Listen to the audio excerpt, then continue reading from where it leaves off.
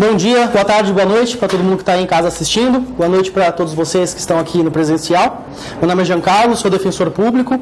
Eu atuo na área de infância e juventude na cidade de Santo André. E basicamente eu atuo com todas as áreas que dizem respeito à infância e juventude, com exceção das medidas socioeducativas, a execução das medidas. A única coisa que eu não faço é isso daí, todo o resto é comigo mesmo. Então, o que são essas outras atribuições que eu tenho? Até para vocês entenderem qual que é o trabalho de um defensor público que atua na área da infância. Basicamente, 3 grandes áreas.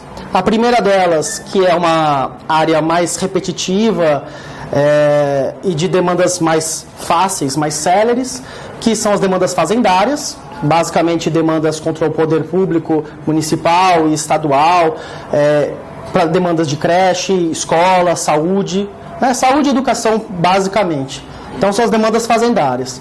Uma segunda grande área é a área infracional, que é basicamente o direito penal dos adolescentes, o processo penal juvenil, que são processos mais trabalhosos e que demanda mais a presença do defensor no fórum por conta das audiências. E a terceira grande área, que eu digo que é a de infância propriamente dito, no que diz respeito a uma matéria própria que não existe em outros lugares. Diz respeito à adoção, acolhimento institucional, destituição do poder familiar, suspensão, tutela, guarda e por aí vai. Então, essas são as 3 grandes áreas, somando ainda a quarta, a execução das medidas educativas que eu não atuo, são as 4 grandes áreas que nós temos na área da infância e juventude. A Defensoria Pública, ela surgiu em 2006 em São Paulo, tardiamente, tanto que a nossa Constituição já previa a Defensoria desde 88, então a Defensoria de São Paulo foi uma Defensoria que sangrou para nascer. E quando a Defensoria Pública ela vem, principalmente na área da infância e juventude, ela vem para romper com vários paradigmas. Como a gente vai ver na aula de hoje, a primeira aula, que é essa daqui, nós vamos analisar aquele que é o primeiro ponto da maioria dos editais que nós temos de Defensoria Brasil afora. Com certeza, o primeiro ponto da Defensoria Pública de São Paulo, Rio Grande do Sul, Paraná, Santa Catarina, Pernambuco e Alagoas. Esses eu tenho certeza. Os outros eu imagino que sejam também. Então, é um ponto que tem constado em vários editais diferentes de defensoria e que ninguém mais pode passar por cima dessa matéria. Por que a Defensoria Pública vem aí para mudar tudo de vez? Porque até então, a gente tinha muito forte ainda, vigorando, pelo menos no estado de São Paulo, que é o que eu estou falando, um espírito, um ranço menorista. A gente vai analisar ao longo da aula aí o que significa isso, mas basicamente era uma situação em que o juiz ainda se via muito como aquele protetor do adolescente, que inclusive a defesa técnica era dispensada, porque afinal das contas todo o processo sempre era feito para o melhor interesse desse adolescente ou dessa criança, independentemente de estarmos falando de um processo de creche, de acolhimento ou infracional. Então, muitas vezes se aplicavam penas sem defesa técnica, porque a defesa técnica era desnecessária e por aí vai.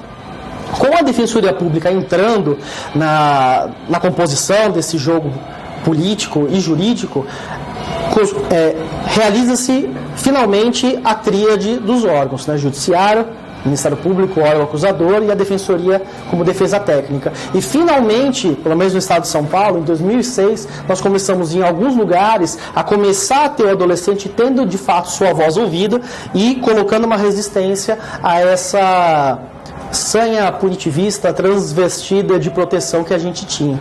Então vocês vão entender, assistindo essa aula, que para mim é a mais importante do curso de vocês, o porquê que a compreensão disso vai fazer vocês terem uma visão totalmente diferente de tudo que a gente vai ver a partir de então. Quando a gente estuda o direito da criança e do adolescente, muita gente acaba falando, é a matéria de ECA. Não, vamos acabar com isso. Defensorias São Paulo, Paraná, Rio Grande do Sul, Santa Catarina, vocês olham aqueles editais, eles são extensos, são enormes, vários diplomas diferentes. A criança e o adolescente, eles não são protegidos só por uma lei. só pelo Estatuto, muito embora o Estatuto seja uma das leis mais importantes que nós temos. Mas nós temos vários outros diplomas que precisam da atenção de vocês. A Constituição Federal, a Convenção dos Direitos da Criança, Lei de Diretrizes e Bases da Educação Nacional, a Lei do SINASE, que é basicamente a Lei de Execução Penal dos Adolescentes, e uma outra gama de normativas de resoluções do CONAN, da Secretaria de Saúde e por aí vai, que a gente vai ver tudo isso aí ao longo do curso. Vocês vão ver como que essa aula e a forma de interpretação que ela permite vai tornar a coisa mais inteligível. Antes de mais nada, eu gostaria de apontar para vocês aqui a bibliografia, que eu acredito que seja interessante para vocês. Não se assustem com o tanto de coisas que tem aí, eu vou dar aqui os pontos do que eu acho que são interessantes. O primeiro livro, do professor Shekhar, eu acredito que ele seja fundamental para vocês entenderem exatamente esse ponto número 1 que a gente está falando agora. Nesse livro, principalmente no capítulo 1, ele trata de uma forma bem lógica, bem clara, boa parte do que a gente vai abordar aqui, então eu recomendo bastante para vocês. O segundo livro é do Flávio Frassetto e da Fabiana Zapata. Esse é um livro que eu acho muito interessante para vocês também.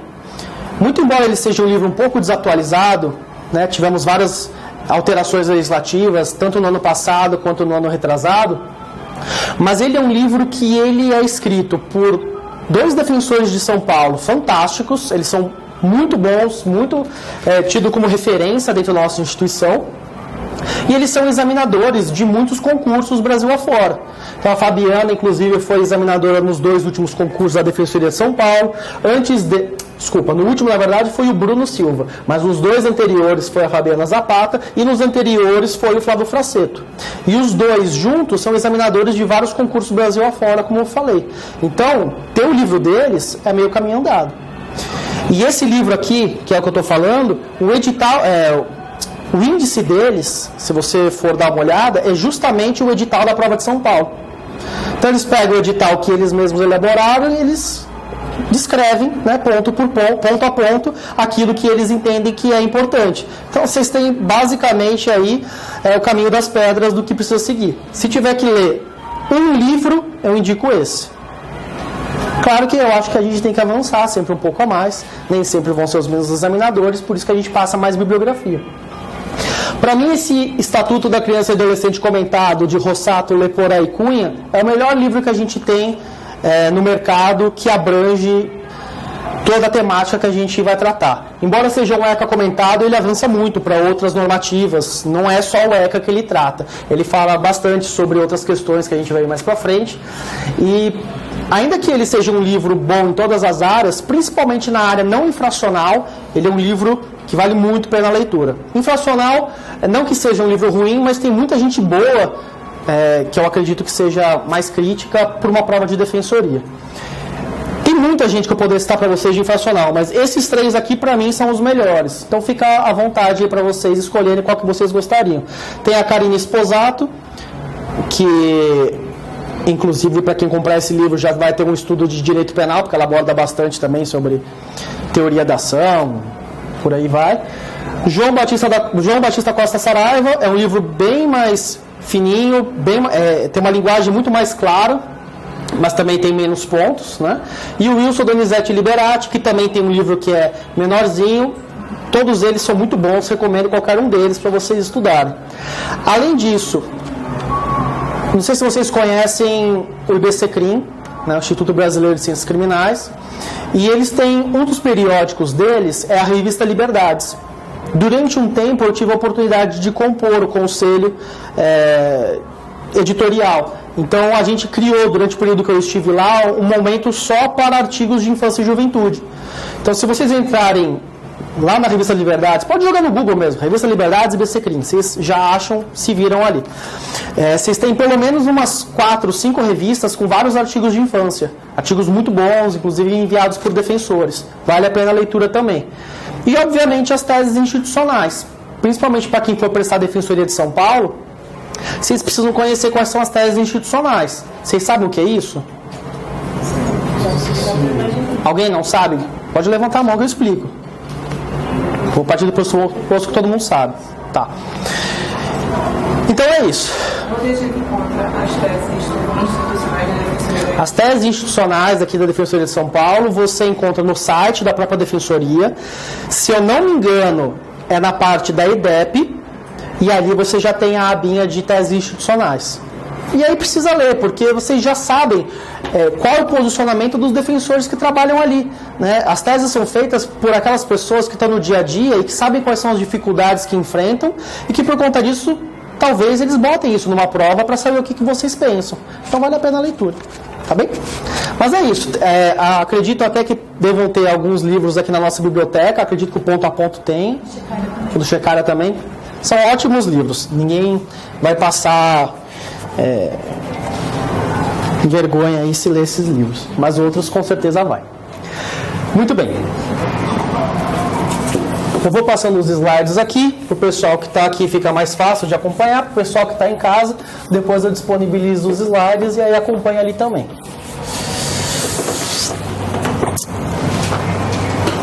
Ok.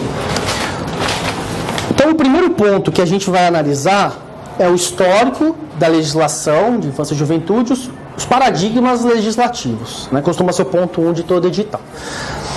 Como eu falei, para mim, eu acredito que essa seja uma das aulas mais importantes. É muito longe de ser qualquer tipo de firula, de enfeite, explicar, né, vir lá e falar ao professor sobre desde o Código de Hammurabi, desde Roma, né? Isso é groselha. A questão da história, dos paradigmas legislativos é importante porque nada surge por acaso. Nada surge de geração espontânea, da cabeça iluminada de determinada pessoa. Tudo tem uma razão de ser, tudo tem alguma motivação, muitas vezes econômicas, como a gente vai ver aqui, né? Vivemos num mundo onde o interesse move as pessoas. Então, se o interesse move as pessoas, o que diz mais alto hoje é a questão financeira. A gente vai ver que tem muita questão relacionada a isso também. Muito bem. Primeira coisa que a gente tem que se perguntar quando a gente vai analisar a questão histórica do direito da infância e juventude é: por que o direito surgiu? Eu vou embasar a minha aula aqui, pelo menos nesse trecho, em 3 autores, que é Michel Foucault, Eugênio Spachucanes e Alisson Mascaro. Para mim são as pessoas que trazem melhor essa linha de raciocínio.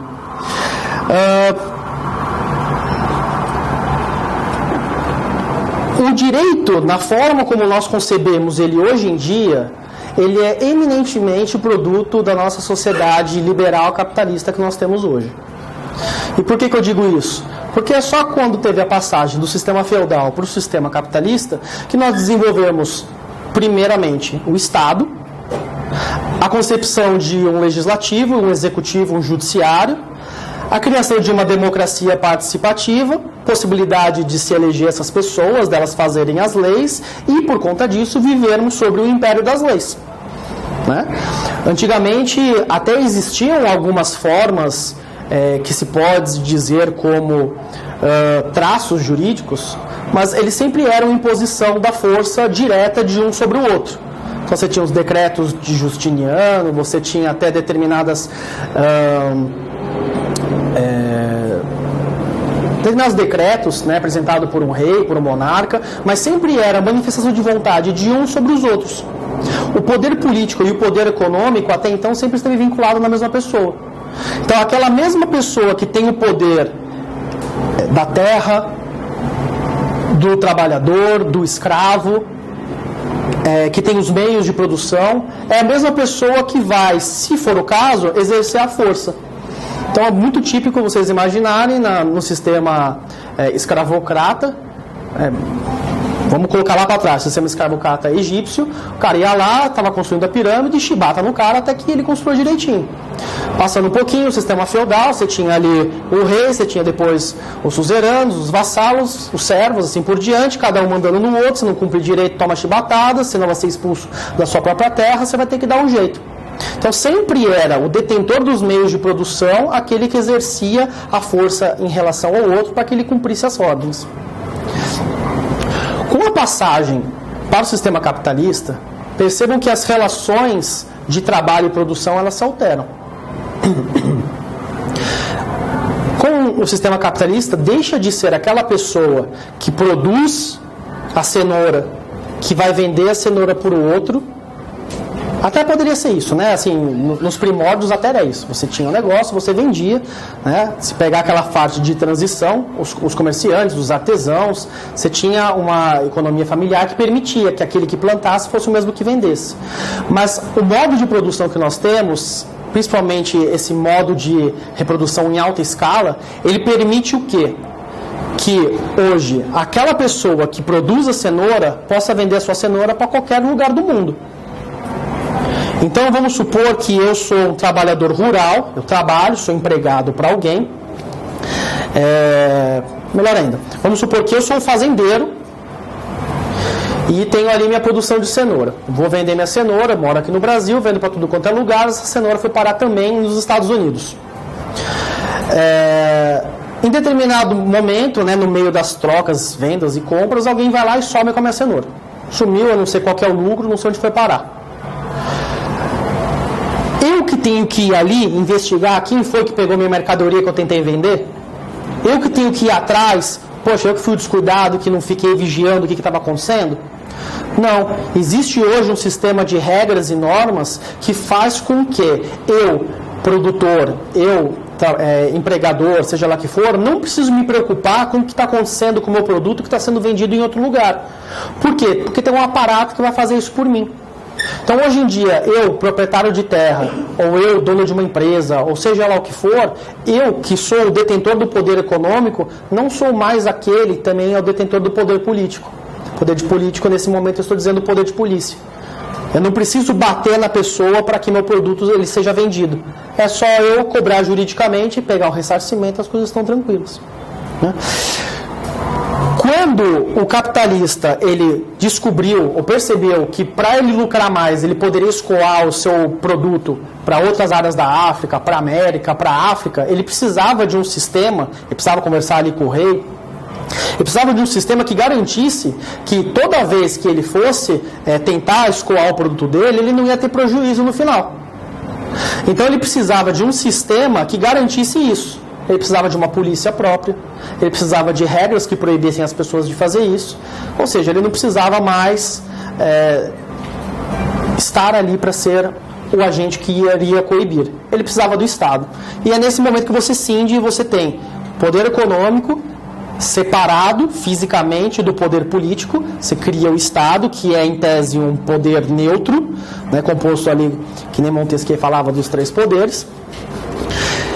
E assim eu fico tranquilo, porque eu sei que se alguma coisa acontecer com a minha filial, né, eu, dono do Itaú, tenho uma filial em vários lugares, eu sei que eu não preciso ir lá caso alguém tente roubar. Alguém vai lá e vai fazer esse tipo de papel por mim. A partir de então começou a se construir as leis, como eu falei, né, democracia representativa, criação das leis, coisa e tal.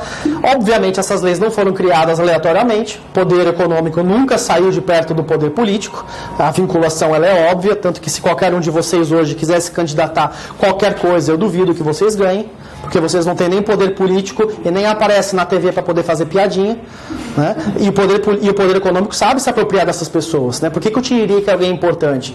Porque pelo quociente eleitoral, eles pegam o Tiririca, é um palhaço que está sendo eleito, mas ele puxa outras 5 pessoas, que ninguém sabe quem é, não teriam quórum para serem eleitas, mas que estão entrando ali por conta de um desvio que é propositalmente feito pelo sistema. Né? Então o poder econômico nunca se desvinculou do poder político de fato, mas estruturalmente, fisicamente, sim. E isso é muito importante. Porque assim você pode fazer inúmeras ações sem se preocupar com o que está sendo feito. E essas leis foram sendo criadas, o direito penal foi sendo criado. Obviamente o direito penal não foi criado naquele momento, né, lá no século XVIII, muito menos hoje, para proteger bem jurídico. Ele é feito com endereço e CEP certo, né? Ele é feito para punir de uma forma muito mais rigorosa crimes patrimoniais do que crimes contra qualquer outra ordem. Né? Não é por acaso que se uma faxineira pega R$50 da carteira do patrão, ela está incorrendo em furto qualificado, pena de 2 a 8 anos de prisão. Alguns entendem que não cabe nem insignificância porque tinha uma relação de confiança. E se eu pego uma barra de ferro e dou nas costas de alguém, lesão corporal gravíssima, deixou ele impossibilitado para a vida inteira, a pena é 2 a 8 anos de prisão também. Mesma pena essa que a pena de tortura, e também a mesma pena essa do que a submissão a alguém às condições análogas de escravo. Muito justo, não é? Estado moderno é o comitê para gerir os negócios da burguesia. O sistema liberal ele funciona para punir determinados bens jurídicos. E esse assunto de bem jurídico, na verdade, ele só serve quando interessa. Porque quando você começa a entrar em outros pontos, aí isso daí já não faz mais sentido. Que, por exemplo, nós vamos abordar isso mais para frente. A lei de contravenção penal, por exemplo, ela vem exatamente no momento em que o interessante era acabar com ilegalismos exclusivamente voltados à não funcionalidade do trabalho. Né? Ainda mais lembrando de artigos que já foram revogados, a gente punia vadiagem, mendicância, coisas que não tem bem jurídico algum, mas você precisava coibir que pessoas fossem improdutivas. Vocês vão ver como isso vai se encaixar muito legal no que eu estou falando aí daqui a pouquinho. O direito da criança e adolescente não foi diferente. Tá? Também são legislações que surgiram não há muito tempo, considerando o espaço da vida humana. Né? Se o próprio direito penal, da forma como nós conhecemos hoje, só surgiu lá pelo século XVIII, XIX, né? Comecinho do século XIX, Von List, Bellingshausen e tal, lá trabalhando sobre a teoria do delito, ainda que já tivesse ali determinados tipos penais criados, Código Penal do Império e por aí vai. Isso só se realmente estabilizou mais para frente. O direito da infância e juventude foi na mesma onda. Não vão achando que o direito da infância surgiu para beneficiar a criança e adolescente. Criança e adolescente não é nem gente para o pensamento da época. E eu digo isso com toda a propriedade, porque de fato, criança e adolescente nem eram distinguidos. Eles eram concebidos como simplesmente um adulto em miniatura, sem nenhuma diferenciação, até porque as categorias de infância e adolescência eram desconhecidas. Tá? Aliás, a categoria de adolescência ela é muito própria do século XX. E eu vou usar neste momento para explicar para vocês o termo menor, porque é um termo próprio do momento. Mas eu não quero que vocês falem nunca esse termo, daí para frente a gente vai entender por que também. Os menores não eram nem considerados gentes, porque de duas uma. Ou eles respondiam como se adulto fosse, ignorando-se qualquer coisa, qualquer diferenciação, criminalmente falando. Né? No máximo você teria uma atenuaçãozinha de pena. É muito próprio dos nossos códigos penais do Império, a responsabilização dos menores da mesma forma que o adulto, excluída a pena de morte. Ou, em alguns casos, excluída a pena de galés, que é trabalho forçado dentro dos barcos. Né? Tipo os miseráveis lá, o João Valjean. É mais ou menos isso daí. Ou então eles eram tratados como coisas, como verdadeiras res.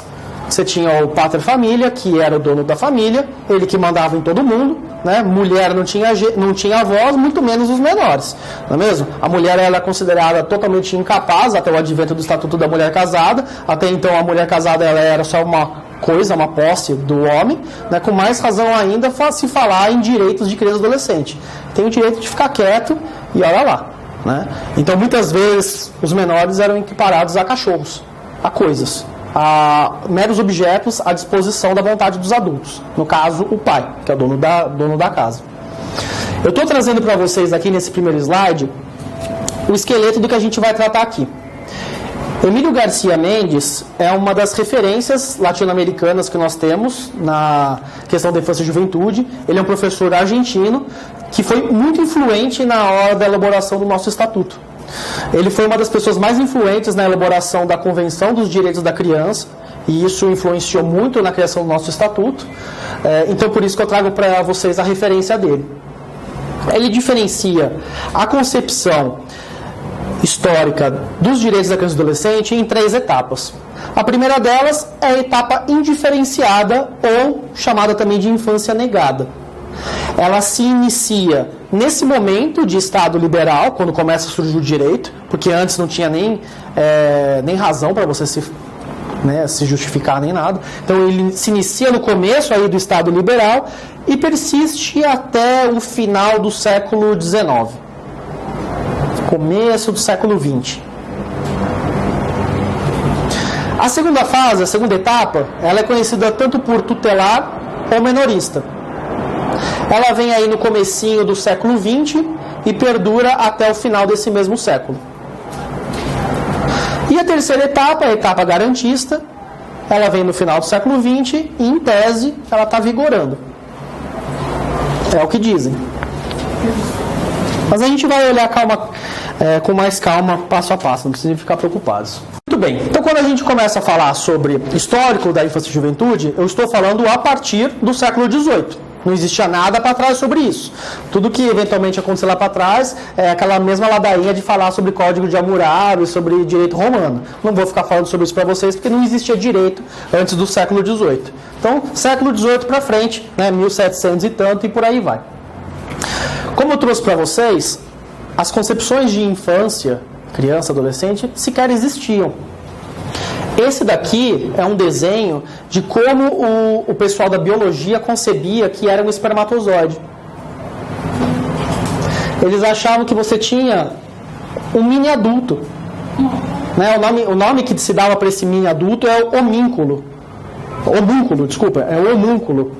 E esse homúnculo ele seria então um adulto em miniatura que já estaria contido dentro do espermatozoide do homem. Claro, o homem é aquele que de fato faz o negócio acontecer.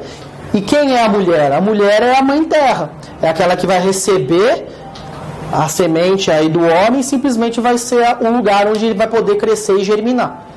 Basicamente era essa a interpretação. Eles sabiam qual que era o formato já do espermatozoide, mas não tinha a mínima ideia do que acontecia. Então, originalmente, lá no embrião ali, se entendia dessa forma aí. É isso aí, ó. Cria-se até o século XVIII, inclusive, que o próprio espermatozoide já continha a miniatura completa do ser humano e apenas precisaria do útero por ser um terreno fértil. Também é muito conhecida as imagens que você tinha, dos artistas, como eles retratavam as crianças, adolescentes naquela época. Essa aqui é um exemplo muito interessante, que basicamente era uma pessoa de tamanho pequeno, mas com as mesmas feições que os adultos. Que aqui é uma imagem sacra, mas em imagens que tentavam retratar a família da época, era muito comum você ver, inclusive, as crianças vestidas de mini adultos. Calça, boina, suspensório, como se fossem pequenos trabalhadores. Então, era totalmente ignorada a existência de uma formação, psicologia, formação da personalidade. Isso era ignorado. Era simplesmente um adulto deficitário. Era um adulto que não tinha ainda a maturidade de conseguir fazer as coisas que se espera de um adulto. Muito bem. É isso aí. Basicamente, o momento da infância indiferenciado era esse. Você tratava o adolescente ou como um adulto, no máximo com pequenas atenuaçõezinhas de pena, como essa, proibição de pena de morte, ou tratava ele como uma mera coisa. Não tinha direito nenhum, não tinha voz, quem mandava era o pátria família, acabou, vai ter que cumprir. Infância negada. Não se tem nenhuma forma de atenção especial para elas. Muito bem. Eu vou primeiro contar para vocês a história bonitinha, para depois contar para vocês a história verdadeira, tá? A história bonitinha diz o seguinte,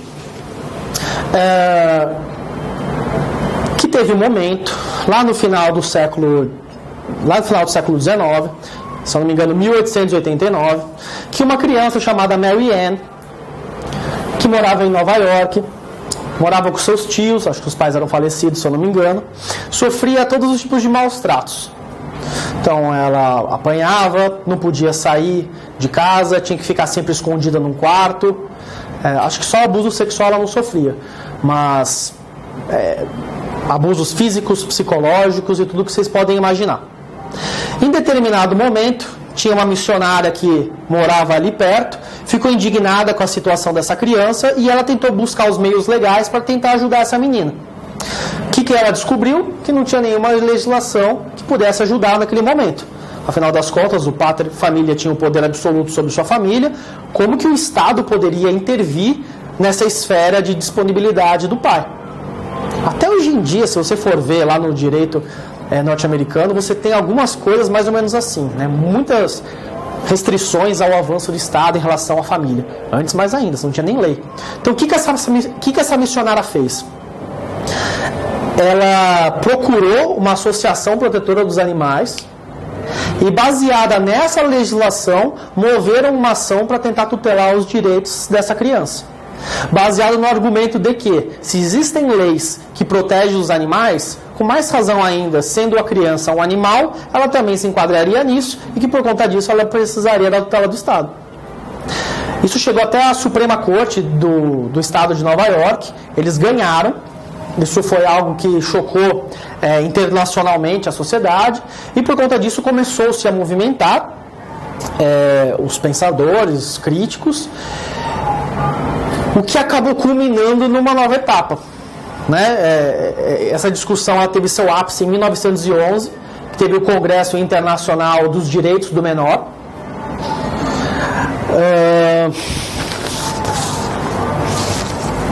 Internacional do Menor, em Paris, onde se discutiu premissas básicas de como se deveria estruturar esse novo direito.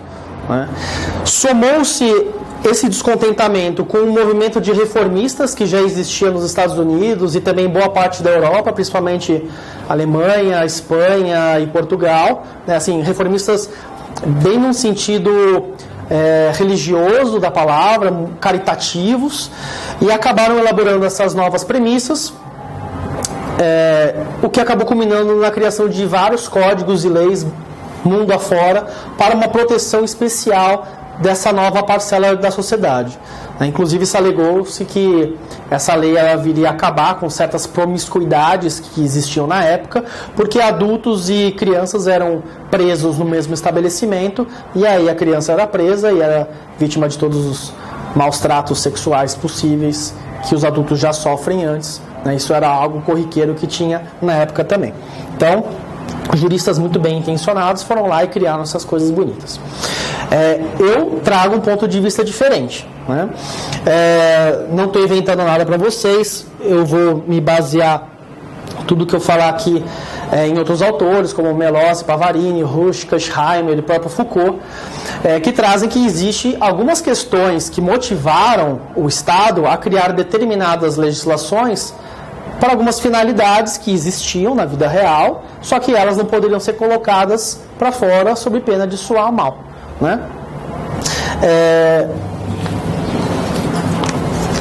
Como eu já trouxe para vocês no começo, a lei de contravenção penal ela é um ótimo exemplo de uma tentativa do Estado de tornar as pessoas mais eficientes, de evitar que aquelas pessoas que fossem improdutivas para o trabalho continuassem por aí, e que você desse um sinal correto ali para a sociedade para que ela entrasse num sistema próprio de engrenar, propriamente engrenar na produção fabril.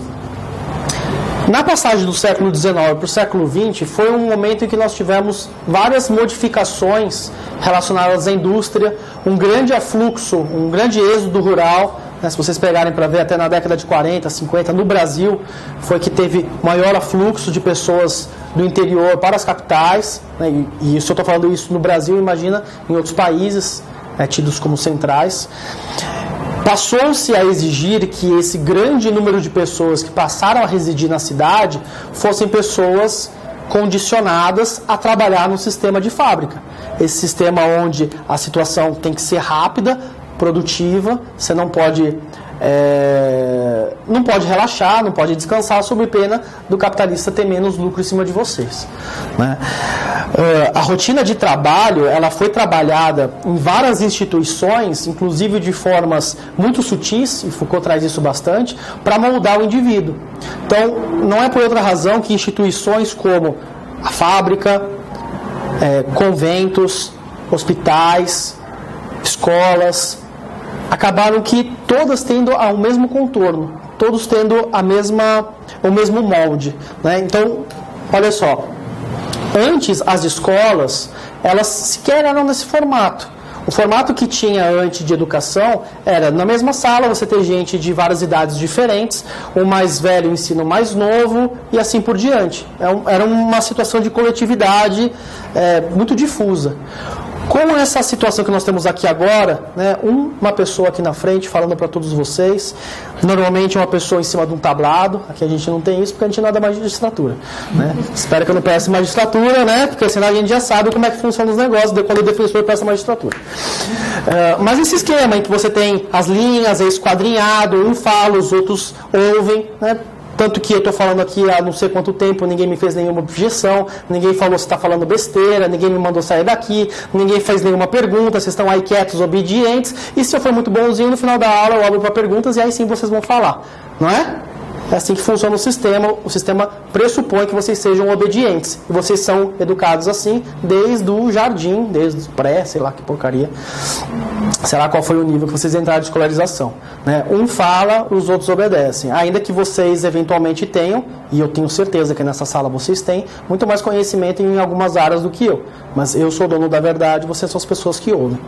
Mesma coisa nos hospitais, né? Quando você tem a criação de determinados saberes, que só algumas pessoas iniciadas têm uma capacidade de dizer o que é o certo e o que é errado, principalmente quando você começa a avançar na questão da psicologia, da psiquiatria, você começa a dizer quem que é o louco, quem que é o normal. Então, é um momento em que se expande muito o número de manicômios, e nesses manicômios, o tipo de gente que entra ali dentro é de toda a ordem de indesejados. Então, desde aquele que realmente tem transtornos mentais, até a mulher que o marido chutou do casamento, que era considerada histérica, até o homem que não queria trabalhar, que era considerado vagabundo, e por aí vai. Então todos os indesejados para a sociedade eram jogados ali. Eles precisavam ser contidos de alguma forma, ia para uma dessas instituições totais, e instituições totais é uma nomenclatura que o Erving Goffman coloca, são aqueles lugares onde você faz tudo ali dentro, você convive, você dorme, você come, você socializa, você só tem atuação ali dentro. São aquelas instituições que têm a maior potencialidade possível de moldar a sua personalidade. Então, você tem o hospital por meio dos manicômios, você tem a escola por meio dos internatos, você tem a fábrica, que antigamente, inclusive, você tinha jornadas de trabalho estratosféricas.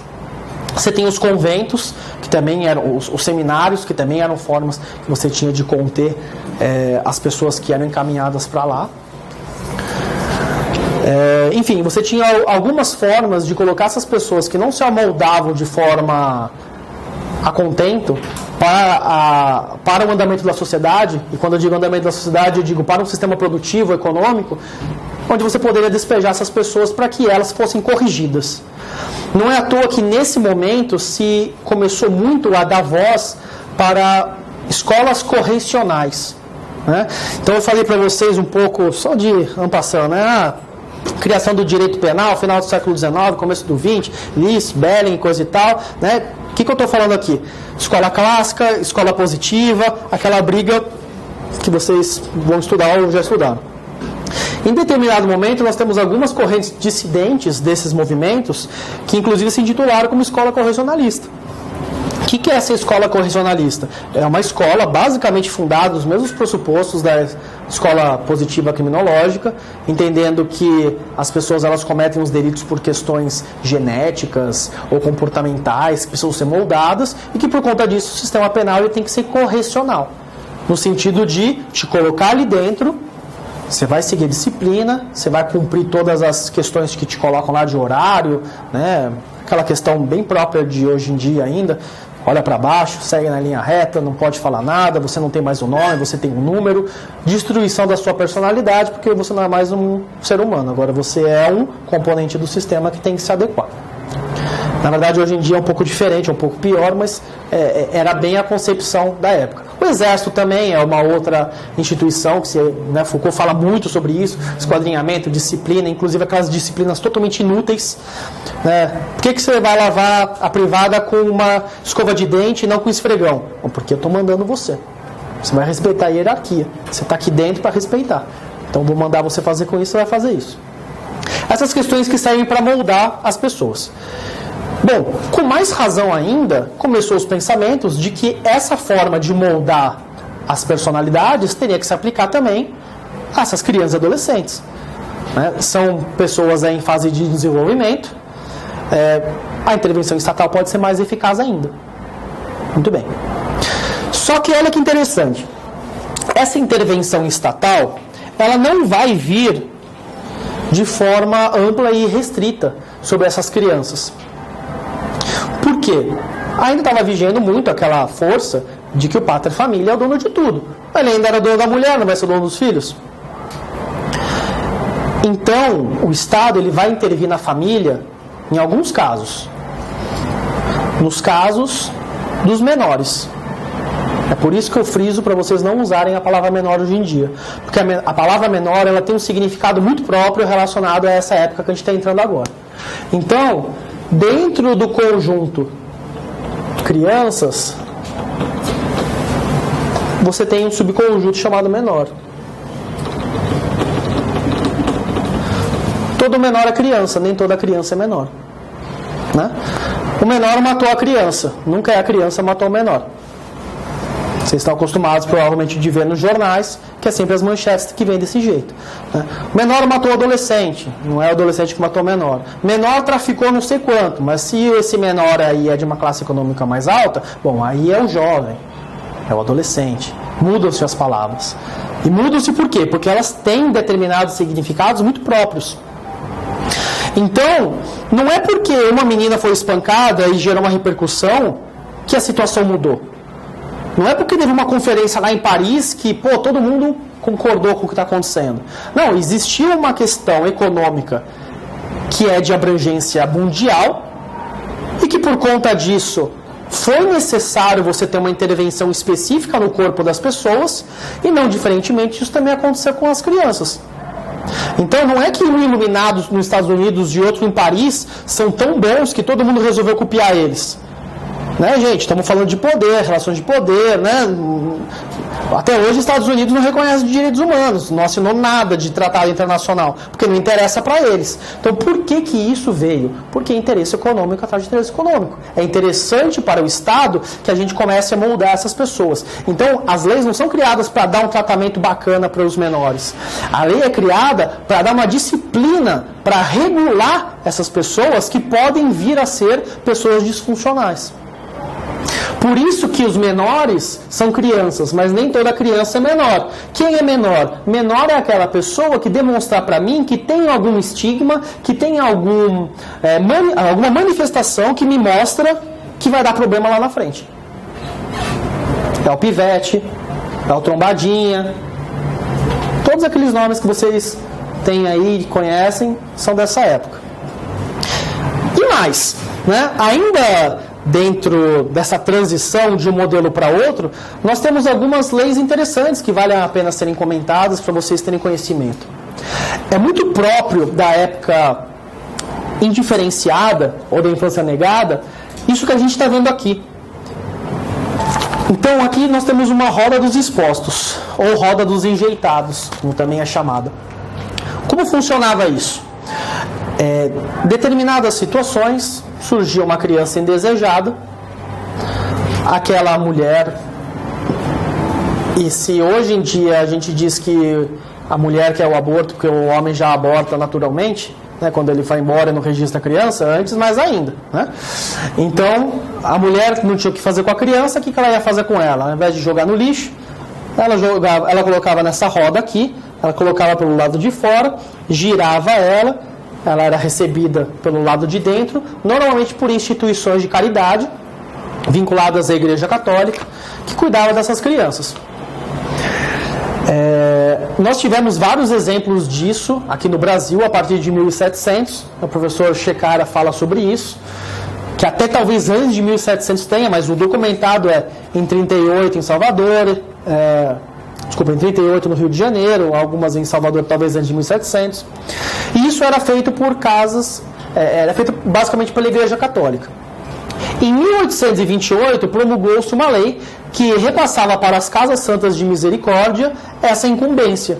Ou seja, pela primeira vez o Estado entrando na tutela desse tipo de segmento, né, nesse segmento populacional. Pela primeira vez o Estado estava repassando algo que era ali do privado, relações privadas, e dizendo, não, quem vai tocar isso agora somos nós. Obviamente ainda não tinha se miscuído dentro do poder familiar, né, porque eram crianças abandonadas, mas era o Estado puxando a responsabilidade para si.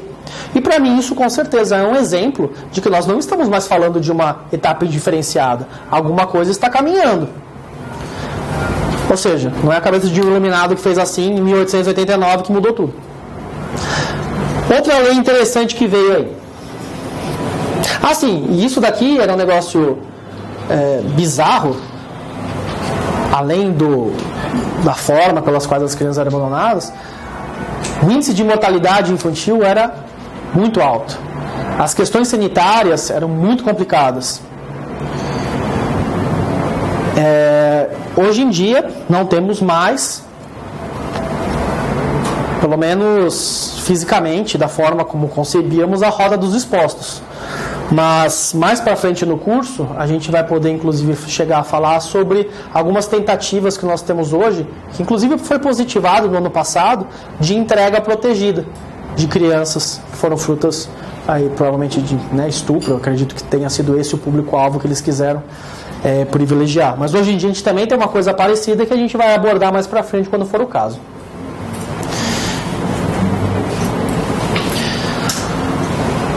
Só ilustrando aqui, né? Another Brick in the Wall, do Pink Floyd, acabava sendo realmente um retrato da época, né? O que eram as escolas? Eram deformadores de crianças.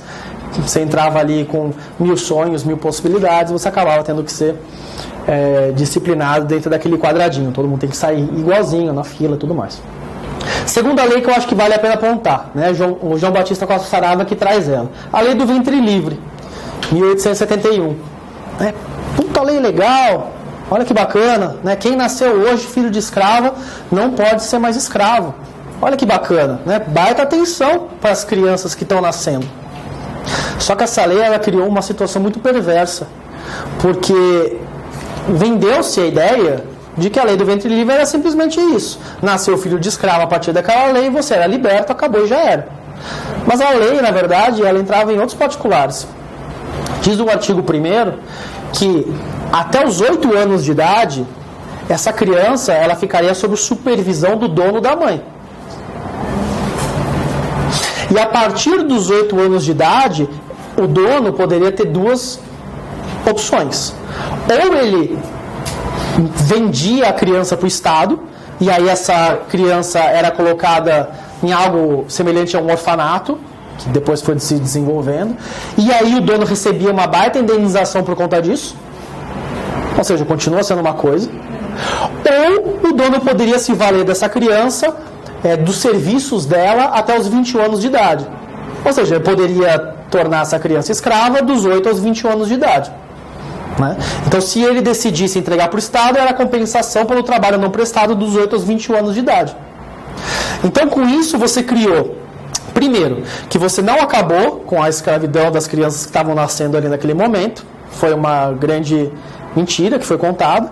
E, em segundo lugar, você começou a criar um determinado segmento que até então pouco existia. Até tinha as crianças ali da roda dos expostos, mas pouco existia. Que eram crianças que não tinham pais, que eram órfãos e que, por conta disso, cresciam abandonadas em instituições totais. Era algo totalmente novo até então. E quando você começa a criar esse tipo de ambientes, onde essas crianças acabam sendo depositadas, e o Estado deficitário, como sempre, imagina na época, né, interessado em moldar você para se transformar tão apenas num trabalhador produtivo, você na verdade não dá nenhuma atenção para aquela criança, para o desenvolvimento, para tudo que ela precisa. Você está gerando o embrião de todo o problema que a gente ia ter com a população infanto-juvenil, que estourou assim, de uma forma absurda na década de 80. Então eu entendo que essas são duas leis que mostram que mesmo antes aí, né, de 1911, mesmo antes do caso da Mary Ann, você já tinha leis que davam certa atenção para crianças e adolescentes, não por motivos nobres, mas por motivos ou econômicos ou morais, né? Até esqueci de falar, não vou esquecer não. A roda dos expostos. Por que existia a roda dos expostos? Era para ajudar as crianças? Era para ajudar as mães que não tinham condições? Porcaria nenhuma. Você tinha o senhor de escravo que transava com a sua escrava, tinha aquela criança que era fruto ali de uma relação extraconjugal, o filho era bastardo, você tinha que se livrar dele. Assim você se livrava dessa criança que era um problema para você e limpava a honra da sua família. Olha que bacana.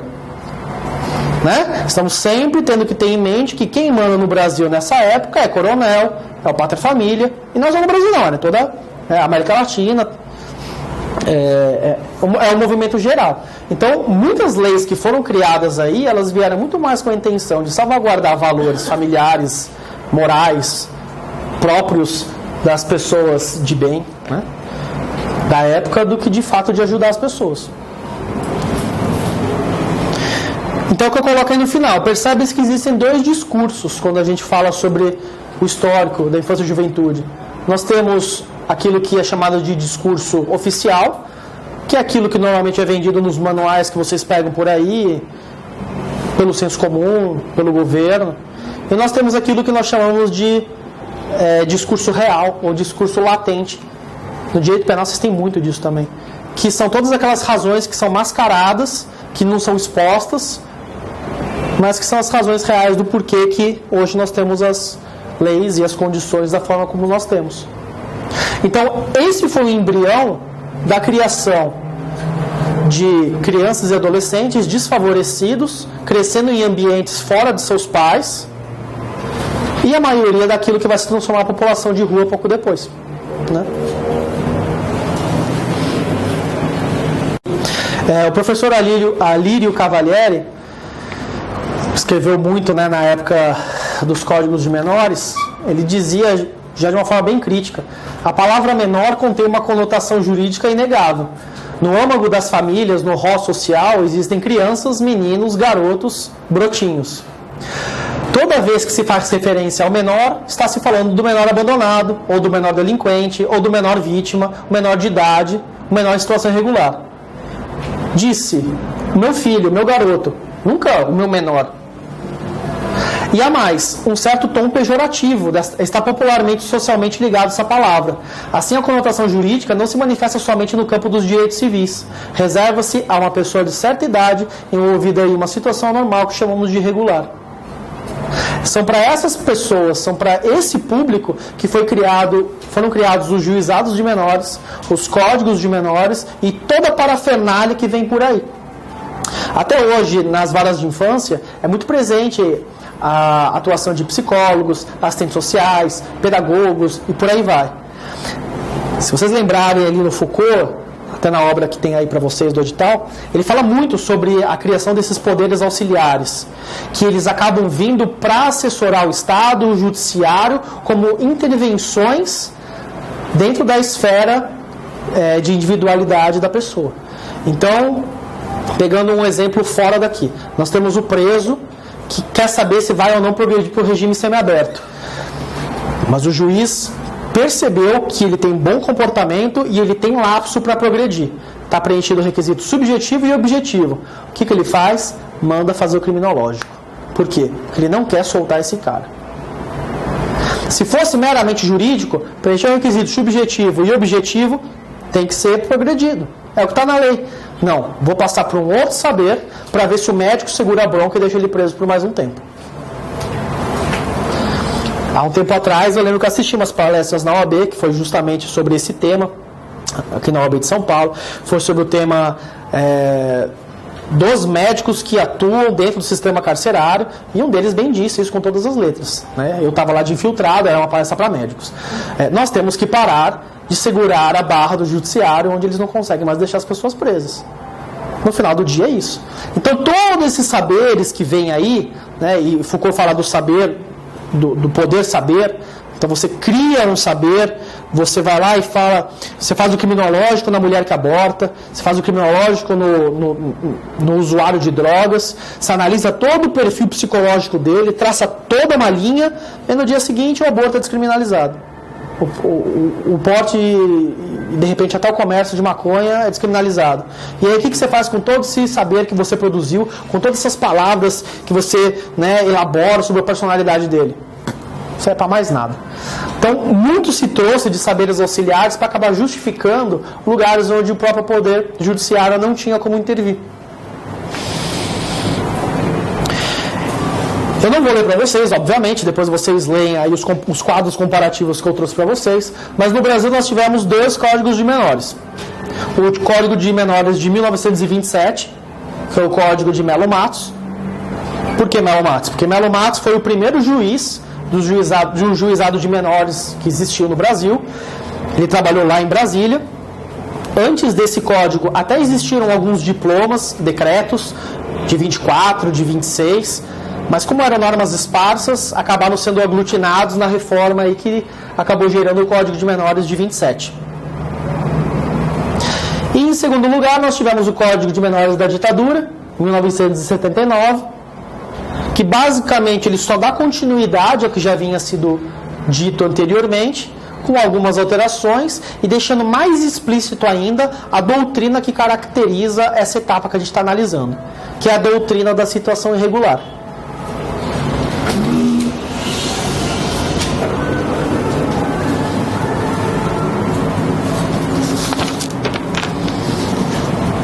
O que era esse negócio? O que é a doutrina da situação irregular? Trouxe para vocês. Você tem um universo de crianças e dentro desse universo de crianças você tem algumas que você chama de menor. Mas quem são esses menores? Bom, menores são aqueles... lembra que a gente está falando de uma perspectiva positivista criminológica, correcional, que tenta sempre ligar as ações a questões biologizantes. Nunca o problema é do social. Porque se o problema for do social, a gente vai começar a questionar as relações de poder que nós temos. E é o oposto que nós queremos.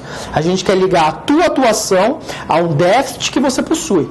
A algo próprio, biológico. Ainda que eventualmente possa ter sido acentuado com alguma questão social. Mas é algo que é teu. Então o menor, ele é uma criança sim, mas é uma criança que tem um estigma, que tem uma doença. É o que eles chamam de situação irregular.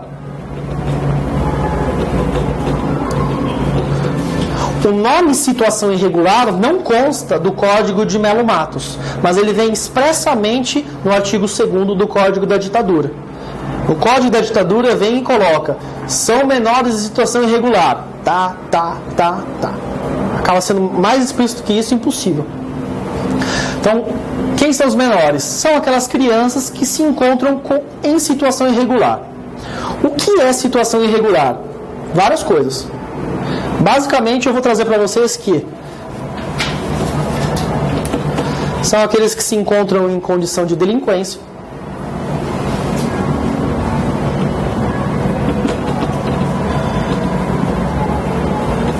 em desvio de conduta ou desvio moral. E na infância vocês vão ver que é excelente, porque eles sempre colocam palavras que são tão amplas, tão abrangentes, que qualquer coisa se encaixa. Desvio de conduta, desvio moral, abandono, tanto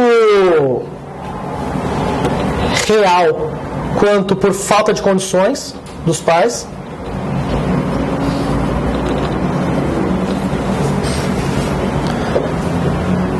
E eu vou colocar assim de forma abrangente, mas me entendam. A vítima. Vítima de maus tratos, de abuso sexual, de tudo quanto é ordem possível de maus tratos que ele pode estar sujeito.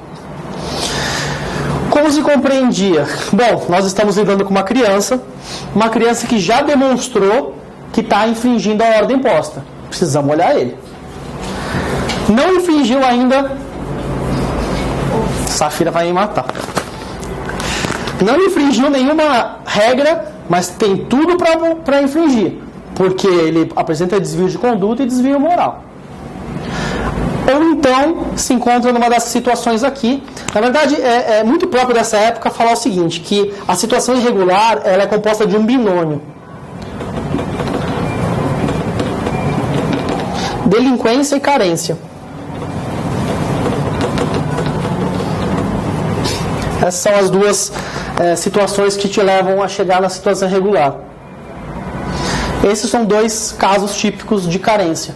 Então você foi abandonado, atualmente largou, teus pais te largaram, você está ali largado na porta de um orfanato. Ou seus pais são pobres, moram na rua, não tem condição de cuidar de uma criança. Se essa criança aí, os pais estão morando na rua, certamente vai crescer, vai ser marginal, precisa ser retirado daí. O Estado precisa cuidar, porque senão vai ser outro marginal. Vítima de maus tratos e abuso sexual. Essa daí já tá zoada. Essa daí, com 6 anos, foi estuprada, não vai ser pessoa boa. Vamos trazer aqui pro Estado, vamos moldar ela do jeito que dá. Porque senão essa daí já vai espirocar, vai virar prostituta e por aí vai. Então são as pessoas que eles entendem que precisam de uma atuação do Estado, sob pena de um dia vir atrapalhar a ordem posta. Isso é situação irregular. tanto aquele que praticou um crime, contra qualquer um desses daqui. Daqui a pouco a gente fala mais sobre essa questão aí de processo, coisa e tal. Só seguindo a linha histórica para vocês. Então, tivemos alguns decretos aí antes de 27, teve um em 24, um em 26, mas o importante mesmo é o Código de Melo Matos de 27. Tivemos o Código da Ditadura de 79. Muito bem. Em 42, plena ditadura varguista, nós tivemos a criação do Serviço de Assistência ao Menor, famigerada ação. Alírio Cavalieri, no livro dele, diz que a ação ela era também conhecida como sucursal do inferno. A ação era um órgão vinculado ao Ministério da Justiça, ele funcionava como o equivalente do sistema penitenciário para os menores. Menor por quê? Porque é esse grupo aqui, isso aqui não. Isso daqui voltava para casa. Ah, cometeu uma besteirinha, coisa e tal. Tem pai? Tá, tem condições financeiras? Volta para casa. Ah, cometeu um crime. Bom, cometeu um crime e delinquência, né? Outras situações, menor. Então, estou falando dos menores. O sistema da ação era baseado em internatos, que eram constituídos por reformatórias e casas de correção. Está no nome. Está ali que serve para te corrigir. Corrigir para quê? Para se adaptar aos valores tidos pela sociedade como adequados. Aliás, só fazendo um parênteses, né? Eu sei que tem muita gente que acha legal justiça restaurativa. Eu acho que em tese é uma droga. Porque quando você fala de justiça restaurativa, você vai restaurar o quê para quem? Você vai fazer justiça restaurativa com o cara que roubou, vai falar assim, ó, não rouba mais, tá? Ou você vai virar para a vítima e falar, ó, o cara que te roubou porque ele está passando necessidade, uma sociedade injusta, tá. No final das contas, a justiça restaurativa que se propõe hoje em dia é a mesma coisa que você pretende aí. Quais são os valores da sociedade? Propriedade, família, religião. Se você não tiver uma mudança estrutural de valores, justiça restaurativa não restaura nada. Mas vamos lá. Então você tem aí reformatórios, casos de correção para os autores de infração penal e patronatos agrícolas e escolas de aprendizagem de ofícios urbanos para os menores abandonados. Não sei se vocês chegaram a assistir alguns filmes que mostram, mais ou menos nessa época, como que eram os orfanatos, propriamente orfanatos, que era onde ficavam aquelas crianças que eram órfãs ou que tinham sido abandonadas. Para quem assistiu algum filme assim, basicamente era um presídiozinho. Você tem horário para acordar, tem que fazer sua cama, tem que fazer isso, tem que fazer aquilo, você é tratado com palavras ríspidas, ainda que você, na verdade, seja a pessoa que precisa do apoio, né? Ainda que, vamos supor que quem tenha praticado um crime mereça um tratamento mais gravoso, né? Mas você não praticou nada disso, você foi abandonado, seus pais morreram, mas o tratamento ali é um tratamento rigoroso. E esse é o embrião daquilo que futuramente veio a ser a Fundação Nacional do Bem-Estar do Menor, a famosa FUNABEM. FUNABEM, que era um órgão em âmbito da União, que tinha, por sua vez, as suas unidades estaduais, que eram as FEBEMs, e todo o sistema de atuação era propriamente estadual. Mais para frente em nossas aulas, a gente vai ver que o sistema hoje, na verdade, ele é municipalizado. Vou apontar os pontos positivos disso, mas lá na frente. Aqui, FUNABEM, FEBEMs, tudo em âmbito estadual.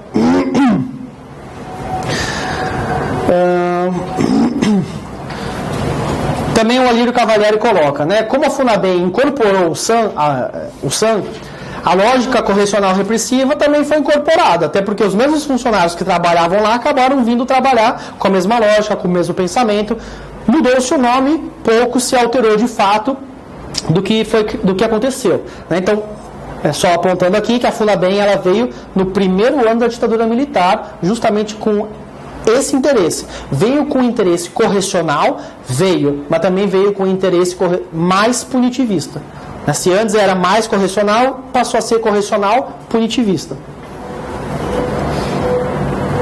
E aí começou a estourar o negócio. Porque se lá no começo, quando eu falei para vocês, a gente tinha a colocação de crianças abandonadas na roda dos expostos, orfanatos, que depois foram passados para o Estado, você não sabia muito bem o que fazer com aquela população, que acabou depois indo para as ruas quando completava a maioridade, os 21 anos na época, e aí se reproduzia, e aí tinha filhos que ficavam na rua e assim por diante. Com o passar do tempo, essas crianças foram para essas casas correcionais e por aí vai. Começou-se a criar um grande exército, um grande número de crianças jogadas para esses lugares. Talvez quem tenha mais idade aqui lembre que o próprio poder público fazia propagandas incentivando as famílias a levarem os seus filhos, famílias pobres, a levarem seus filhos para a FEBEM. A ideia que se vendia não é uma ideia que a gente tem hoje, de que FEBEM, assim como a unidade de internação que a gente tem hoje, que FEBEM era mini penitenciária. A ideia que era vendida é que a FEBEM era um local tipo internato, onde o seu filho ia ter total apoio, ele ia ter educação, profissionalização e ele ia ser realmente alguém na vida. Tanto que nas FEBEMs não ficava só quem cometia ato infracional, era quem tinha desvio de conduta e eventualmente até alguém que se enquadrava numa dessas situações aqui. Vamos supor que você tinha aqui uma dessas duas situações que eventualmente causou qualquer tipo de problema ali dentro do acolhimento, né, dentro do abrigo, dentro do orfanato. Pronto, desvio de conduta já é suficiente para te mandar lá para a FEBEM. Não é por acaso que o João Batista Costa Saraiva aponta números dizendo que cerca de 70% da população infanto-juvenil da década de 80 estava em FEBEMs. E que cerca de 80% das pessoas que estavam dentro das FEBEMs não estavam lá por terem cometido infração penal. Era por pobreza, uso de drogas, prostituição, trabalho antes do período do tempo, abandono e situações como essa. Ou seja, no fim, prendia-se a vítima. Eu trouxe 2 filmes para vocês aí, são filmes referência também para esse período. O primeiro deles é o Pichote, que mostra a situação de um menino que teve indas e vindas por parte da FEBEM, fizeram várias promessas de correção, de que ele teria ali uma vida melhor, e na verdade cada vez que ele saía de lá ele voltava pior. Pichote é morto hoje em dia, né? A vida do crime não foi boa com ele. E nós temos também o filme Contador de Histórias, que eu acho um filme também muito interessante, que mostra bem a questão da publicidade que o poder público fazia, incentivando as famílias a levarem suas crianças para a FEBEM. Se eu não me engano, a propaganda dizia mais ou menos assim: você que tem condições complicadas, coisa e tal, gostaria de levar o seu filho para um lugar onde ele vai ter felicidade, onde ele vai ter educação, onde ele vai ter bons costumes, onde ele, não sei o que é o outro, onde ele vai ter moral. Então esse lugar é a FEBEM, né? Traga ele para cá, ele vai ter educação, escolarização, profissionalização, vai ser alguém na vida. E nessa história, que é baseada em fatos reais, é uma mãe pobre de comunidade, que tem 7 filhos, e ela resolve entregar o filho mais novo que ela tem, o filho caçula, para a FEBEM para tentar uma vida melhor. Só que o menino passa por tudo quanto é tipo de situação ali dentro, ele tem indas e vindas, ele foge de lá, ele volta, e no final das contas ele acaba sendo meio que adotado por uma francesa que vem aí, se compadece com a história dele, coisa e tal. Como eu falei, é uma história baseada em fatos reais. Então são 2 filmes que eu indico para vocês, para entender um pouco melhor do que foi esse momento.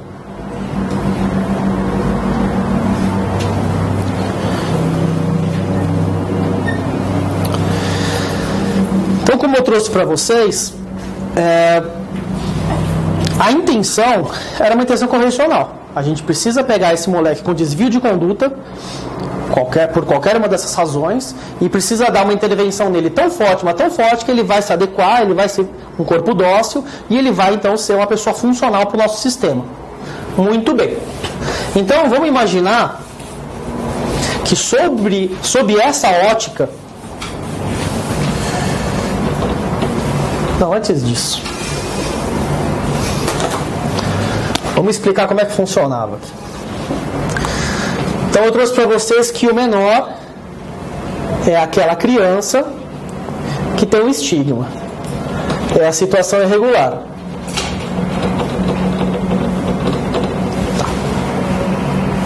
Então o menor é uma criança. Tá, beleza. É uma criança. Só que é uma criança que tem um determinado problema. Ela tem um determinado defeito. Por conta disso, o menor é alguém que precisa de auxílio, precisa de ajuda do poder público. Nós, Estado bondoso que somos, estamos aí para ajudar esse menor. Então, toda intervenção que o Estado tiver que fazer em relação a ele é sempre dada em seu benefício. Nunca vai ser para prejudicá-lo. Imagina, né? A gente é bom. Desde lá de 1911, lá o pessoal só tem boas intenções. Então, tudo que o Estado faz é só para o melhor do adolescente. Desculpa, o melhor do menor. Então, o que nós temos? Nós temos que o menor é uma criança com algum tipo de déficit. De fato, é alguém menor, né, qualitativamente em relação à criança, que tem uma chaga, que a gente pode chamar de chaga como situação irregular, que ela precisa, portanto, de um Estado, de um juiz bondoso, que seja para esse menor um pai bondoso, ou mesmo um médico social. Então vamos lá. Se aquele menor só chegou a se tornar menor porque os pais falharam, e obviamente só foi porque os pais falharam, porque é o pai que manda no negócio inteiro, então o Estado vai entrar como substituto desse pai ruim. O Estado vira um pai bom. Então o Estado, o juiz, ele atua como um bom pai. Ou como um médico social. Então, se estamos falando sobre um sistema correcional, onde a gente biologiza todas as questões sociais e a situação regular ela é um câncer, né? Olha os termos que eu vou usar agora, são bem próprios de alguns discursos de hoje em dia. É um câncer, é uma doença social, né? Então precisa ser curado por alguém. Por um juiz bondoso, um juiz médico social. E esse juiz bondoso, esse médico, então, ele vai aplicar algum tipo de remédio para esse doente, que são as medidas, né? Você pode chamar do que quiser, medida socioeducativa, medida protetiva, dá o nome que você quiser. A gente sempre tem que analisar o que isso é de fato. Está causando aflição? Bom, então isso aqui é uma pena. Não tem aflição nenhuma, não tem nenhuma coercitividade, é algo que só estamos oferecendo? Isso aqui é uma proteção, né? Tanto faz o nome que você, Estado, me dá. Então, medidas de qualquer índole, né? Para aplicar para os menores. Muito bem. Veja bem, se o Estado, então, só está aí para fazer o bem para o menor, porque afinal das contas é só para melhorar a vida dele que ele está se apresentando, então o Estado juiz não pode ter limites. Porque se você coloca limites à atuação do Estado, desse pai bondoso, esse limite, na verdade, ele está se apresentando como algo contrário aos interesses do menor. Poxa, eu sou juiz, eu sou bondoso, prestei concurso, eu quero ajudá-lo, quero dar o melhor para ele. Por que você vai criar uma lei dizendo que tem que ter um advogado na sala? Para que precisa de um advogado se eu vou dar ali a melhor medida que ele precisa? Para que recorrer? Para que promotor? Se o caso chegar para mim imediatamente pelo conselho tutelar, eu posso dar a medida que eu quiser. Não precisa dessa formalidade toda do processo penal. Não, isso aqui é para fazer bem, não é para punir. As medidas aqui para os menores não é para punir. Vocês têm uma visão errada, gente. Ó, o pessoal fala para vocês. Aqui a gente quer ajudar. Então, para um juiz que não existe limite, princípio da legalidade você joga no lixo.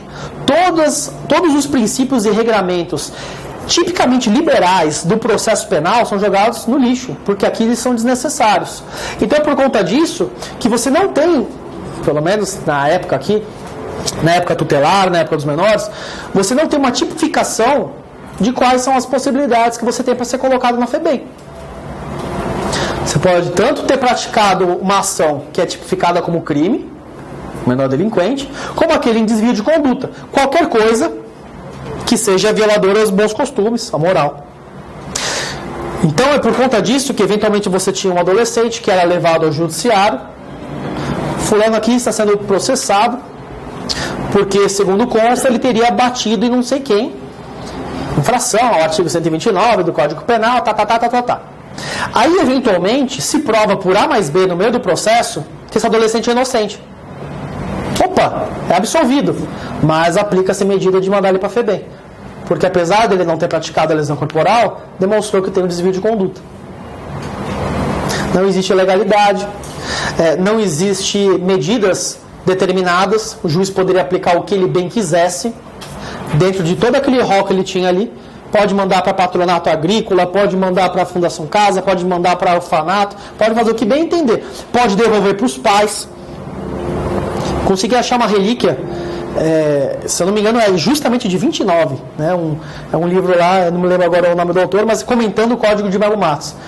E aí estava trazendo uma jurisprudência da época, justamente dizendo que no caso de um menor mesmo, porque cometeu o delito, então se enquadra no menor. Mas no caso de um menor que tem boa família, condições financeiras, que nunca mais praticou e que o pai venha e dê uma lição no menino, pode ir embora no mesmo dia. Porque afinal das contas não precisa da intervenção do Estado. O pai é um bom pai. Foi só um desvio, coisa besta, né? Uma coisinha. Então você não precisa do substituto. O Estado não precisa se apresentar como um substituto paterno. E aí eu trago de novo uma citação do Emílio Garcia Mendes para vocês. As piores atrocidades da infância se cometeram muito mais em nome do amor e da compaixão do que da própria repressão. Porque no amor não há limites, na justiça sim. Por isso nada contra o amor quando ele mesmo se apresenta como um complemento da justiça. Porém tudo contra o amor quando ele se apresenta como um substituto cínico ou ingênuo da justiça. Citando novamente as palavras do João Batista Costa Saraiva, na década de 80, 70% da população infanto-juvenil do Brasil estava em FEBEM. Hoje, dados do IBGE, 70% da população brasileira ganha até 75% da população brasileira ganha até 3 salários mínimos de renda. Ou seja, se enquadraria na possibilidade da Defensoria Pública de São Paulo de atuar. Poderíamos dizer que são populações de baixa renda. É basicamente como se você dissesse: todos os filhos dessa população estão presos. Lembrando que, de novo, 80% dos casos que estavam lá dentro sequer tinham cometido qualquer tipo de infração à lei. É por conta desse colapso que tantas denúncias vêm levando para a ONU, e também até por conta de uma desnecessidade crescente dos estados terem que ter estabelecimentos correcionais, que nós temos uma mudança e que hoje nós chegamos na etapa garantista. A etapa garantista também não surgiu da cabeça de alguém super, estou revoltado com tudo isso, vamos melhorar as condições. Mas se vocês pegarem para ver, a própria questão do direito penal, tem um autor chamado Loïc Vacan, que ele fala sobre a questão da gestão da pobreza.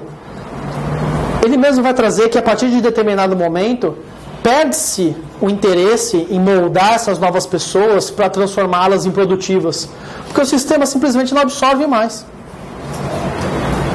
Bauman também fala isso. A partir de determinado momento, a população ela é tão grande e a necessidade de trabalhadores ela cai tanto por conta do aprimoramento tecnológico e questões afins, que perde-se inclusive o interesse em transformar a pessoa em um ser docilizado para trabalhar em seu favor. Por conta disso que hoje tem gente que diga que as prisões são programas habitacionais realizados para a população pobre. Não tem menor interesse em transformá-las em qualquer coisa, ressocializá-las ou qualquer coisa do tipo. A lei de execução penal fala que é um direito dever do preso trabalhar. É um dever, mas não tem trabalho. Como que se pensa em ressocialização se sequer um trabalho você oportuniza hoje em dia? Então, hoje em dia, de fato, as prisões elas se transformaram em depósitos de gente. Você tem um contingente populacional tão grande que o mercado não consegue absorver, a gente precisa dar uma vazão para eles. É realmente um projeto habitacional para a população mais pobre. Então, um pouco relacionado com essa desnecessidade crescente, somado com o declínio do estado de bem-estar social e cada vez menos o Estado querendo pegar instituições totais e ter gastos com esse tipo de gente, as pessoas mais desfavorecidas, e aí também com as questões relacionadas ao pessoal dos direitos humanos, das críticas e tudo mais, mas principalmente por conta da perda da necessidade correcional e por conta da crise do estado de bem-estar social, esse modelo ele perde força. Então a gente caminha para um novo sistema, para uma nova etapa, que ela tenta colocar os adolescentes mais ou menos em pé de igualdade com os adultos. Vamos restringir a população carcerária dos adolescentes. Muita gente que está aí não precisava. Na década de 80 a gente teve muito problema com os menores em situação de rua, trabalhos irregulares. Isso é algo que aparecia em várias ONGs que trabalhavam com o assunto, na Unicef e tudo mais. Vamos dar um tratamento diferenciado, vamos melhorar a situação, até porque não tem outra saída, né? Os interesses econômicos já mudaram, não serve mais isso daí.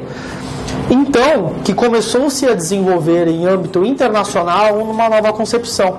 Não mais de doutrina da situação irregular, onde as crianças marcadas tinham um destino diferente, mas de proteção integral. É o que passou a se chamar de doutrina da proteção integral. Então, a partir desse momento, sobre essa nova égide, quem são crianças e adolescentes? Bom, finalmente, crianças e adolescentes, elas vão ser compreendidas como sujeito de direitos.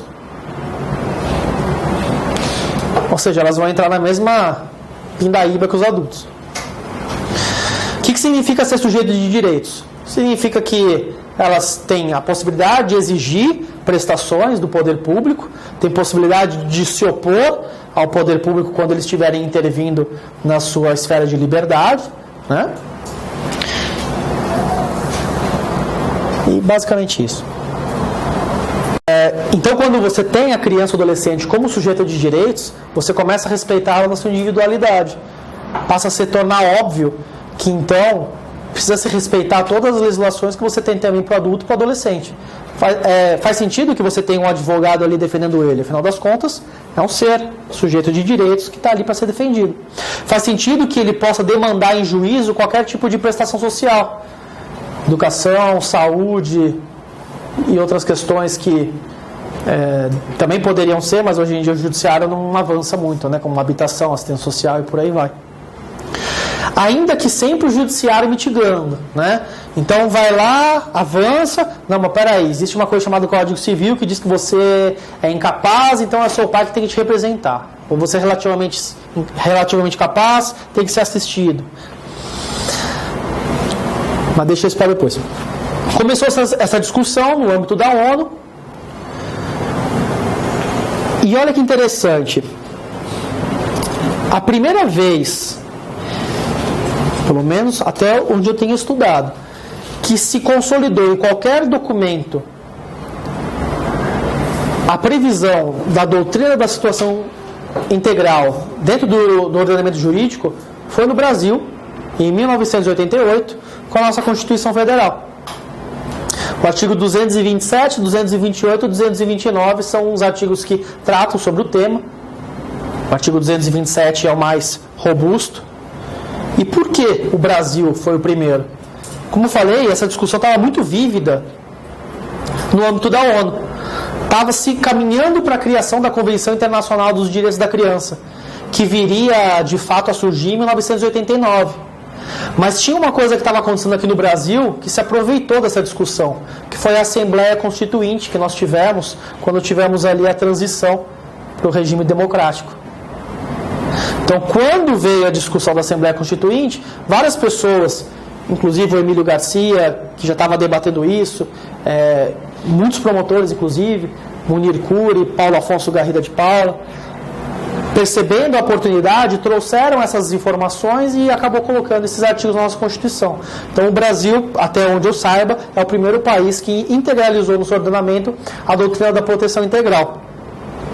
Daí, em 89, veio a Convenção Internacional dos Direitos da Criança, consolidando a situação em âmbito internacional. Em 1990, veio o Estatuto da Criança e do Adolescente, nossa legislação, e foi a primeira legislação na América Latina que trata sobre o assunto. Muitos veem como pontos positivos e negativos isso. E a partir de então, nós temos um arcabouço jurídico mínimo para poder começar a tocar os casos. Só que o Emílio Garcia faz uma crítica muito interessante das razões pelas quais o direito da infância e juventude continua em crise até hoje. E ele aponta duas crises que para ele são fundamentais. A primeira é o que ele chama de crise de implementação. A crise de implementação que ele coloca é o seguinte: nós temos os diplomas normativos, Constituição, Convenção, Lei. Norma não é o que falta. Na verdade, tem até vários outros tratados que tratam também de maneira tangente esse assunto. Norma não falta. Mas o que falta é a implementação do que está escrito na lei. É vontade política. É o governo parar de dizer que é prioridade absoluta e de fato tratar como sendo. É destinar verbas para onde tem que destinar, é aparelhar onde tem que aparelhar e de fato tirar do papel aquilo que está escrito. Então é a crise de implementação. E a segunda, que é o que ele chama de crise de interpretação. Essa é uma crise muito mais do judiciário do que de qualquer outra coisa, muito embora também tenha outros reflexos. O problema do judiciário é que o judiciário está interpretando as normas garantistas com o mesmo viés menorista. É o que nós chamamos de neomenorismo. Nós temos a mesma interpretação menorista, com os mesmos argumentos, o mesmo pensamento, só que agora transvestido da normativa que nós temos no ECA.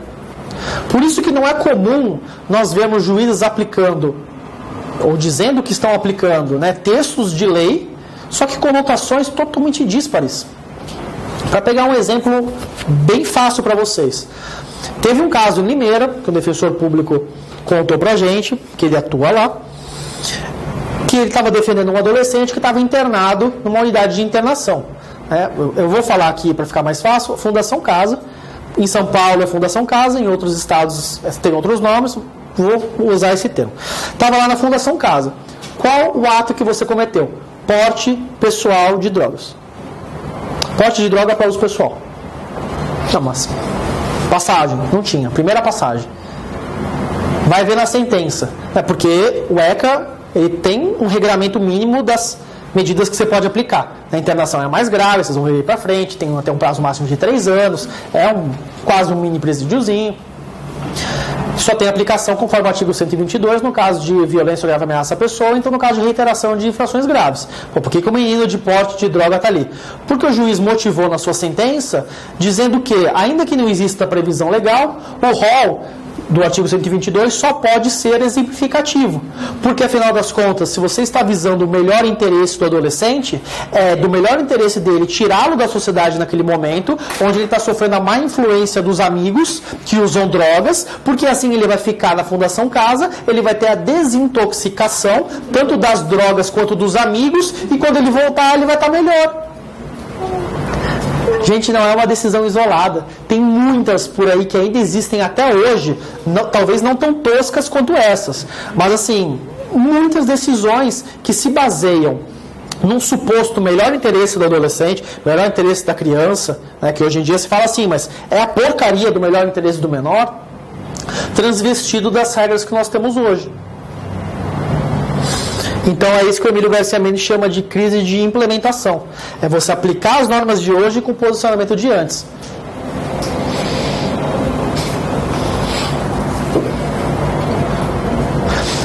Até coloco aí, Aliás, o princípio do melhor interesse da criança, ele sequer era previsto no ECA, quando o ECA veio e foi promulgado.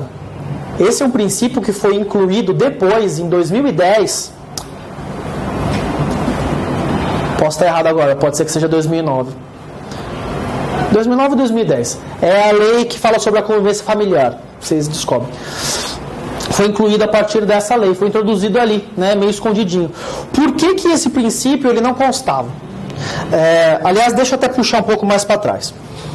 Quando a gente fala sobre internacionalmente a implementação da doutrina da proteção integral, a gente fala que ela surgiu em âmbito internacional com a Convenção dos Direitos da Criança, que é de 89. Mas isso não significa que antes você já não tinha algumas normativas internacionais que davam pinceladas sobre o assunto. Então, um desses exemplos é a Declaração Universal dos Direitos da Criança, que é de 59, pleno menorismo. Em 59 a gente falando sobre direitos da criança.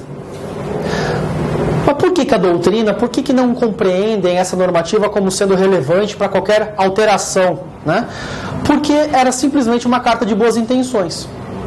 Basicamente assim, olha, a criança tem direito a educação, saúde, lazer, trabalho sem ser explorado, a vida, liberdade, lá. Que até onde a gente saiba, não existe direito sem a exigibilidade dele. E para você ter a exigibilidade, você precisa de uma sanção. Né?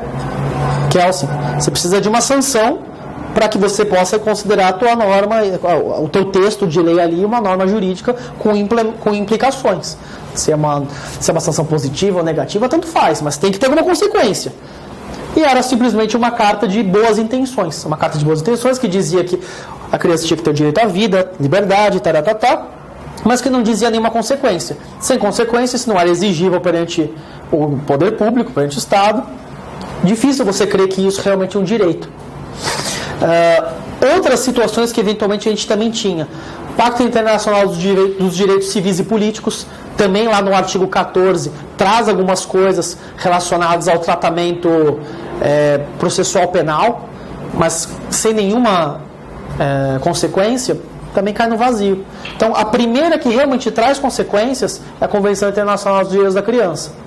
Obviamente, aquelas consequências que você já conhece, né, dos direitos humanos. Então, não cumpriu? Manda relatório, difama o país, pode processar na Corte Interamericana, né? A coerção que o Estado pode sofrer não é das mais, né? Não é das mais graves, não é das mais sensíveis, mas pela primeira vez colocou-se sanções exigindo-se que os Estados partes cumprissem o que estava ali escrito e que inclusive mudassem suas legislações para se adequar. Por que eu falei que algumas pessoas criticaram o ECA tão precocemente? Porque durante muito tempo os países da América Latina não tinham legislações próprias. Então, sem ter legislações próprias, a normativa que disciplinava a questão da infância e que era vista de fato como aquilo que deveria ser cumprido era a Convenção Internacional. Basicamente, essa Convenção Internacional ela era um documento que, na América Latina, ele era seguido pelos países de forma conjunta. Isso possibilitou que muitos estudos fossem realizados por esses países numa comunhão muito grande. Então, nós temos muitos doutrinadores da Argentina, do Chile, da Colômbia, que tratam muito bem sobre esses temas de uma forma conjunta. O Brasil foi o diferentão. A gente criou logo essa lei no meio do caminho, rompemos, como sempre, qualquer tipo de contato com os outros países da América Latina. Né? Afinal das contas, nós não somos latinos, né? Nós somos qualquer outra coisa menos isso. E veio o ECA.